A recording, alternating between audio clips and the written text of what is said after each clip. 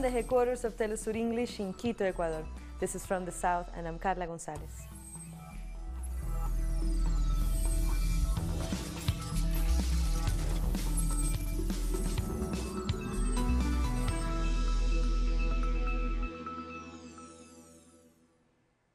The Organization of the Petroleum Exporting Countries is meeting in Austria with non-OPEC producers led by Russia to decide on reduction parameters deemed necessary to control the falling price of oil.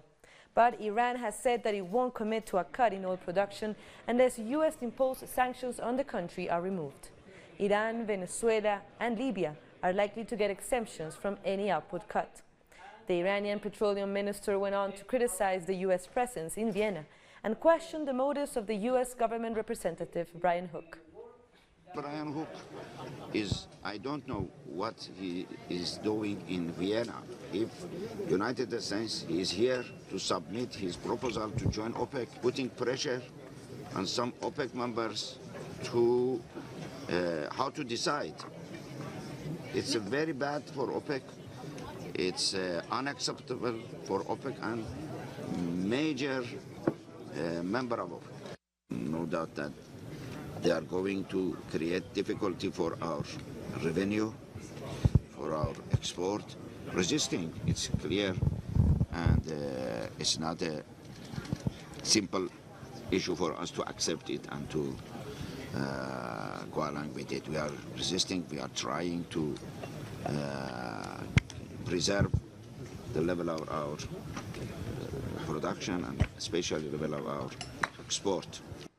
Venezuela will assume the presidency of OPEC from January 2019. The Venezuelan oil minister, Manuel Quevedo, confirmed that the Venezuelan delegation is ready to take up the responsibilities of the leadership. He added that Venezuela will present new strategies to stabilize the price of crude oil, which has been falling lately.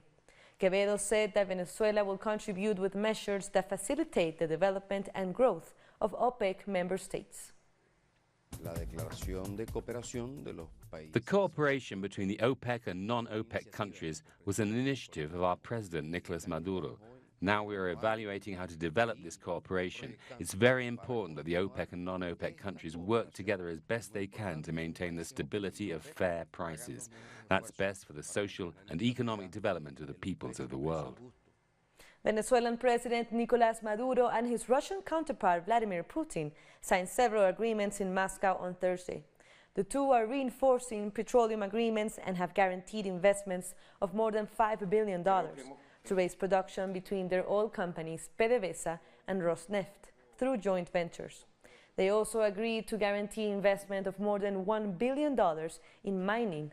Venezuela will also be importing more than 600,000 tons of wheat from Russia. We are guaranteeing an investment of $1 billion for mining production, particularly in gold. We have also signed a contract to guarantee all of the wheat for Venezuela, 600,000 tons of wheat for the Venezuelan people's bread. We have secured the wheat supply for 2019 and beyond. And the countries will also strengthen their military cooperation. The Russian Defense Minister Sergei Shoigu says he is satisfied with the military cooperation. He is confident that Russia can continue using Venezuelan ports and airfields. His Venezuelan counterpart, Vladimiro Padrino Lopez, also pointed out that Venezuela wants to modernize the weapons system that it obtained from Russia in 2006. We do a good job in the education sector. We provide opportunities for our planes to make landings. Our fleet also serves in Venezuela ports. I think we're going to get on with it.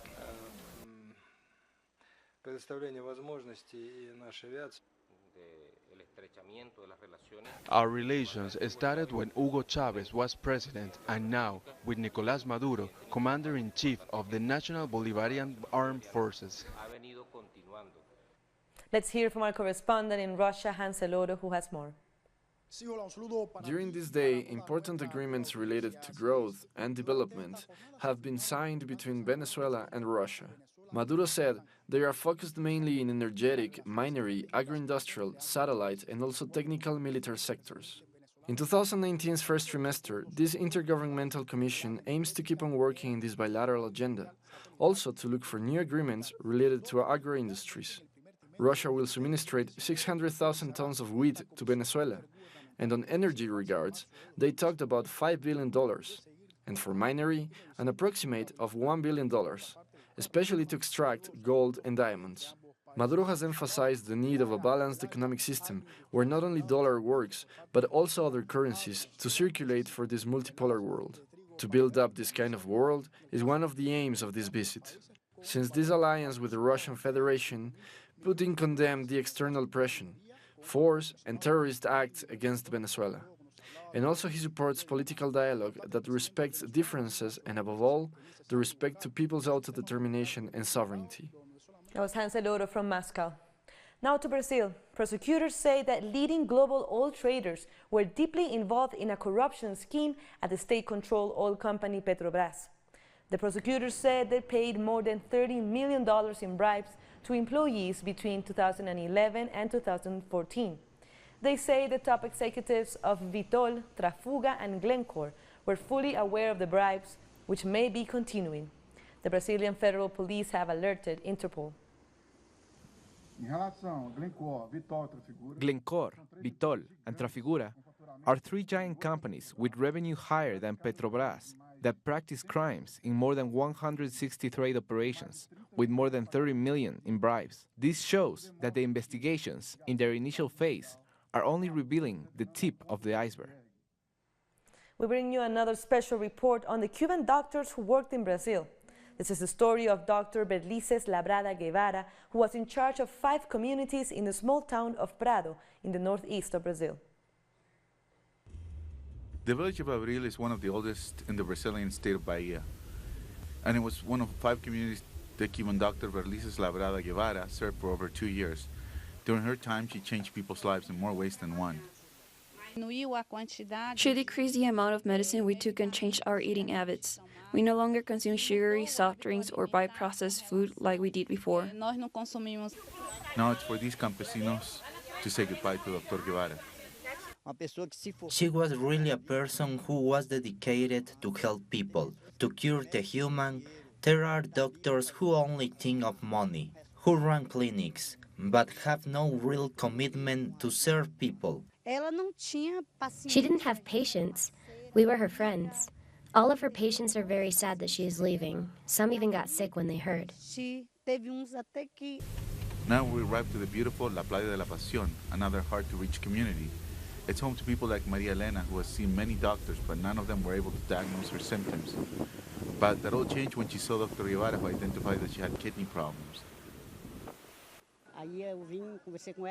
I came to consult with her, and she prescribed me a medicine that would improve my condition. And now that I take it, thank God I don't have problems anymore. I took some medical tests and showed them to her, and she said I'm now healthy. She's the best doctor La Playa de la Pasión has ever had. In a makeshift clinic on the beach, the Cuban doctor went to great lengths to apply all the medical knowledge she learned in her home country. It was like having a private doctor. She provided very personalized consultations. That's the difference. She always paid special attention to her patients. More than 8,500 Cuban doctors have left Brazil after the country's president-elect Jair Bolsonaro criticized the More Doctors program. But all these medical professionals will be certified for the work they've done. I know it's over. The More Doctors program has ended for Cubans in Brazil. But our work here will be a part of history. What we did here will be in the history books, and we won't be forgotten. Dr. Guevara bid a final heartfelt farewell to all the people that were more than just patients to her. She will now go back to Cuba to begin a new mission to help people in need. We have more stories coming up. We'll be back.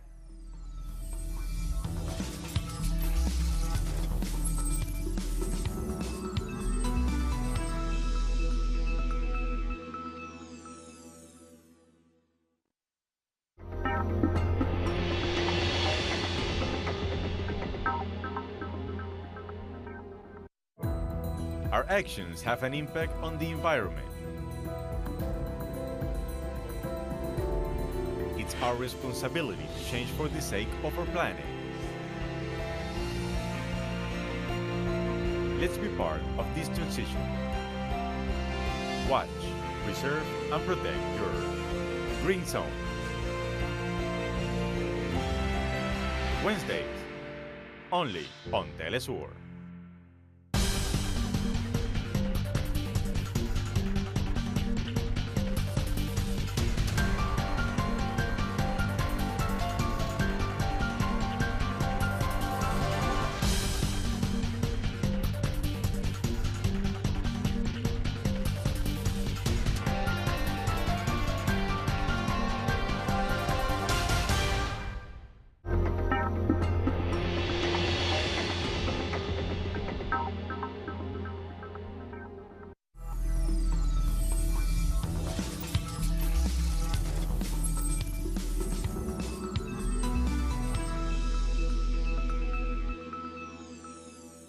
Welcome back. Colombian students held more mass protests on Thursday over the lack of funding for universities. The police fired tear gas at demonstrators in Bogotá. Trade unions, teachers, and indigenous movements joined the students on the streets.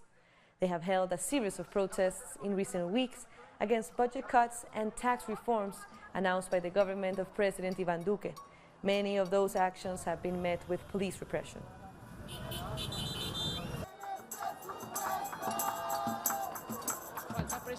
Basically, we lack funds, which is paramount to be able to run the universities. They should invest in science, in education. In this country, there is enough money. If the war funds were diverted to education and health, Colombia would be a rich country. It would be a very equal society, very fair, but they do not do it because they steal everything. For more details, we go to our correspondent, José Manuel Jiménez in Bogotá. We are here at the National Square in the center of Bogotá. This is one of the places where students have gathered and also met with different trade unions. Student-led strikes have been going on for almost 2 months by now. They've been calling on Iván Duque's government to solve issues around education financing for this year and raise the budget for the next year. They are essentially demanding the complete restructuring of policies on financing public higher education. There are 32 public higher education institutions in the country. They are also discussing higher education opportunities for students from lower-income families. Since the beginning of November, there are about 12 negotiations have been held between students and the government. However, despite these meetings, the government continues to state there are no funds available. The students have suggested various proposals to overcome the university's financial difficulties and also to improve their infrastructure. Students say these universities are literally falling apart, and the government negligence is not justified. These public universities, they say, could easily become the future of the country if the government will be willing to invest in them more. The student protesters have also condemned that the President Iván Duque has not even once sit down for talks with them directly over the last 2 months. José Manuel Jiménez from Colombia. And the country's Congress has announced the opening of a preliminary investigation into the Attorney General Néstor Humberto Martínez. He has been at the center of controversy for 2 weeks over his alleged involvement in the Odebrecht corruption scandal in Colombia. A key witness, who is now deceased, presented audio recordings which incriminated the prosecutor. Meanwhile, the Supreme Court has rejected the list of candidates presented by President Duque to replace the Attorney General. It says it has raised questions due to their affiliations with the Democratic Party. Our correspondent, Paola Fernández, has more from Bogotá.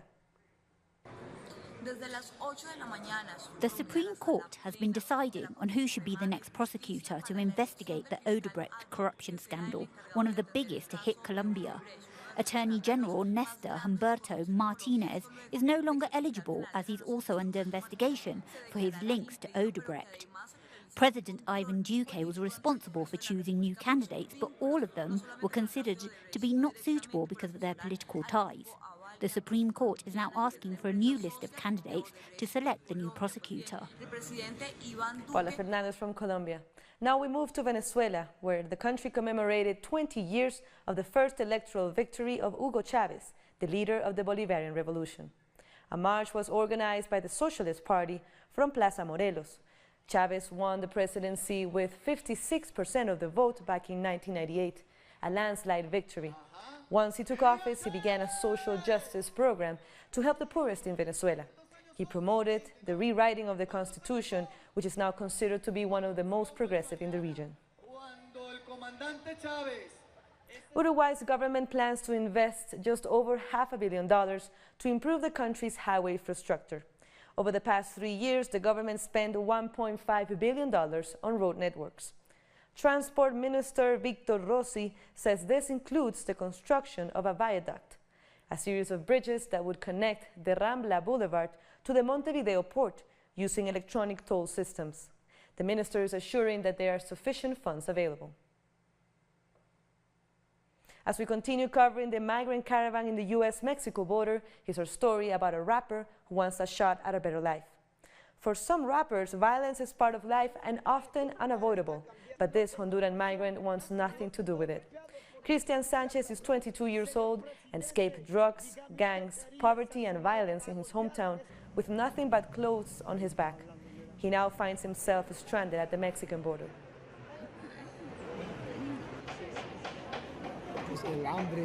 I was in pain from the hunger, from the lack of opportunities. I have dreams just like everyone else in any other country. I want to have a family, a house, a car. These are dreams, things that I can never have in Honduras. In other news, the president of the Peruvian Football Federation has appeared in court in Lima in connection with a case of bribery. Edwin Ovidio arrived at the court to a media frenzy and was rushed in by security. He's accused of giving a former judge cash and World Cup tickets in return for an exclusion from a murder investigation. According to the state prosecutor, Oviedo was arrested for being part of a criminal organization that infiltrated the justice system. A Caribbean alliance against gender violence called Life in Leggings is sharing women's stories about harassment. The NGO began as a hashtag and highlights the experiences of Caribbean women, since the region is one of the most violent in the world for women and girls, according to the UN. The hashtag led to Ronelle King creating it, and we interviewed her about her activism to end gender-based attacks. Right, so the NGO is still relatively new. We've expanded into the region. We've started tracking femicides in the Caribbean region. We've started as well as releasing regional call to actions, looking for missing girls, because we realize, especially in the region, there's a hypersexualization of especially Black girls, where they go missing and persons don't really take it as seriously as they should. We're taking one last break, but stay with us.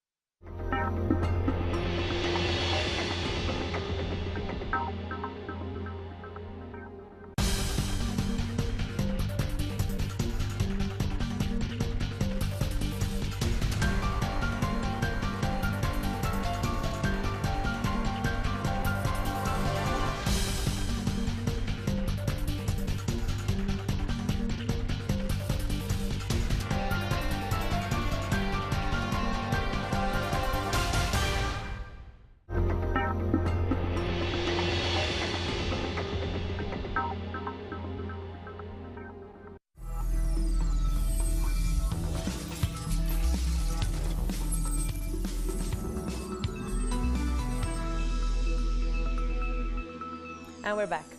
Protests against President Emmanuel Macron have continued to spread across France. Late on Thursday, police in the city of Toulouse clashed with over 1,000 protesters marching against proposed education reforms. Over 200 high schools across France were blocked by students angry at the reforms that seek to change many aspects of the education system. These includes the criteria for admission into public universities. Meanwhile, most tourist sites across the country are to close on Saturday over fears of protests expected on that day. Prime Minister Edouard Philippe said that 89,000 police officers will be deployed on Saturday and warned residents to stay indoors. Never since 2005. because we are facing people who are not here to protest, but to smash, and we want to have the means not to give them a free rein. We have mobilized a considerable amount of forces, 8,000 in Paris, which is much more than last Saturday, and in total for France, not 65,000, but 89,000. So it's truly an exceptional mobilization. In Greece, protesters marking the 10th anniversary of the killing of a teenager clashed with police in capital Athens. More than 2,000 police officers were reportedly deployed for the demonstration.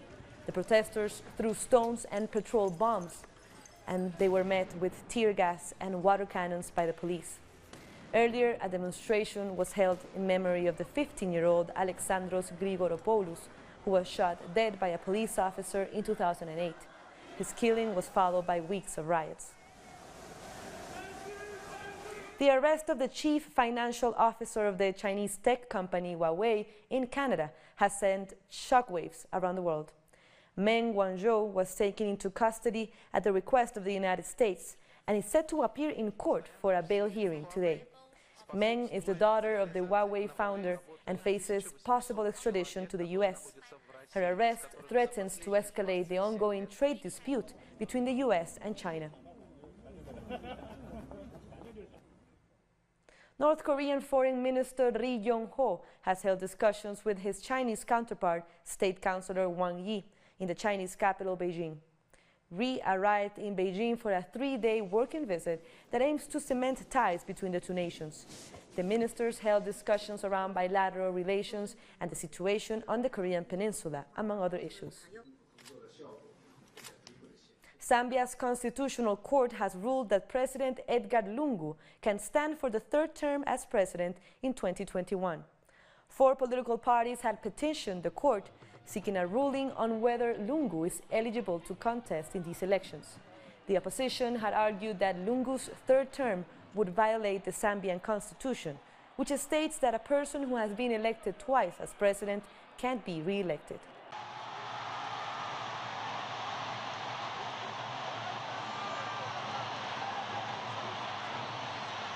Cuba's capital of Havana is enjoying its annual film festival, celebrating new Latin American movies. Now on the 40th edition, and Cuba has nominated 13 films. Telesur spoke with some of the participants, hoping to win a Coral Prize. These are scenes from Insumisa, the most recent feature film from Cuban director Fernando Perez and Swiss producer Laura Cazador. Insumisa tells the story of a Swiss woman who arrives in the Cuban city of Baracoa in the 19th century dressed as a man and bearing the name Enrique Faber. She practices medicine and marries a local young woman. It's a dramatic tale based on real events. It's a film that doesn't want just to dwell on themes of gender, but rather wants to portray a much more modern image. A woman who faced a closed-off existence and broke through all the barriers in front of her. Director Alejandro Gil makes his appearance in this edition of the festival with a historic drama. His proposal is Innocence, the story of the most moving event in 19th century Havana, the execution by firing squad of 8 medical students. It's a film based on real facts, a film that is telling a real story. So it doesn't matter what you know about history or things that can manipulate you politically to ensure that you don't look any deeper. Mantis Nest is another Cuban feature film hoping to win a Coral. The film, directed by Arturo Soto, tells the story of a love triangle between 2 men and a woman lasting for more than 40 years. One morning in 1994, all 3 were found dead. It may look like a thriller and have the structure of a thriller, but at the end it's a story about strong patience. It's getting more difficult to be included in this festival because they are getting more selective every time. To just participate is an honor. 2 animated films are competing in the festival. One of them is A Very Close Encounter by Paul Chaviano, a film which tells fabulous stories from the Cuban countryside with fantastical characters. It's a stop-motion film in which figures are really moved frame by frame and based on a story paying tribute to the work of Samuel Feijó. It tells the tale of a campesino who doesn't believe anything happening around him, who has close encounters with these deities. The International Festival of New Latin American Film will end on its 40th edition with some of the best cinema from the region. 20 feature films, 22 shorts and medium-length productions, and a whole lot more that can be enjoyed by cinema lovers. And with that, we come to the end of this news brief. FtS and other stories, as you know, you can find them on our website at telesurenglish.net. And we're on social media as well. I'm Carla Gonzalez. Thank you for watching Telesur.